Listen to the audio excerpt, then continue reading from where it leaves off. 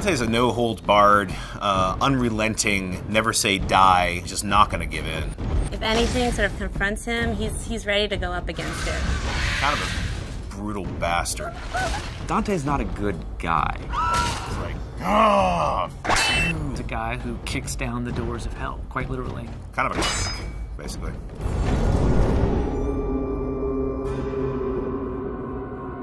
The thing about hell is it's hard to find someone who could stand up to all that. And that's really what the impetus to make our character as badass as he became.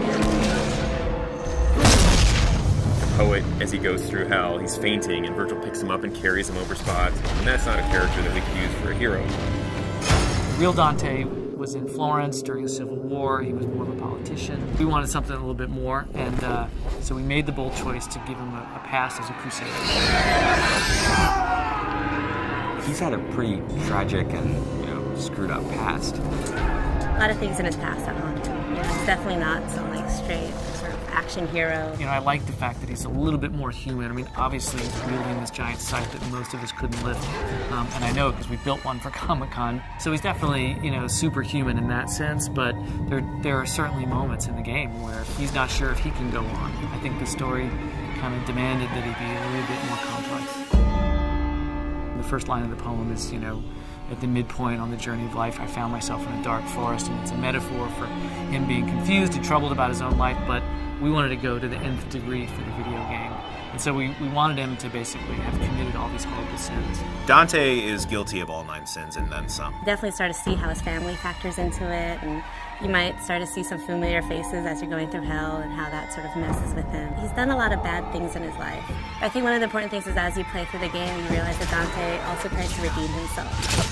The tapestry on Dante's chest is basically this enormous symbol of guilt for him, summing up all the terrible deeds that he's done or all the terrible moments and memories of his life. The tapestry represents Dante's realization that he needs to suffer for his sins, the same way that people have suffered by his hand. Remembering things, but he's remembering horrible things, so we wanted them to be like nightmares, And we knew that we wanted a really cool mechanism for showing those kind of flashbacks in the game. He's literally wearing the sins of his past sewn into his chest, and he's the one who's sewn them in there. We unfold his past transgressions through a series of flashbacks. Start to discover how much of a bastard Dante really was. Greed specifically is a turning point where you've discovered a lot more about Dante than maybe you even want to know about. Greed's a little more of a cerebral level. It's about puzzles. It's this very mechanized place with gears and motors, as opposed to most of hell, which is very organic. It's in a lot of ways the most hellish level. People are being tortured there in ways that you haven't seen yet. It's almost a big stone factory of torture. One of the big set pieces of Greed is the Wheel of Fortune. Everything in Greed is kind of controlled by this twisted wheel of possibilities. The Hoarder Waster are actually 2 characters in the poem. We've combined them into one. Technically, are 2 people, but they've been sewn together. One wants to hoard, collect wealth, the other wants to constantly expend wealth.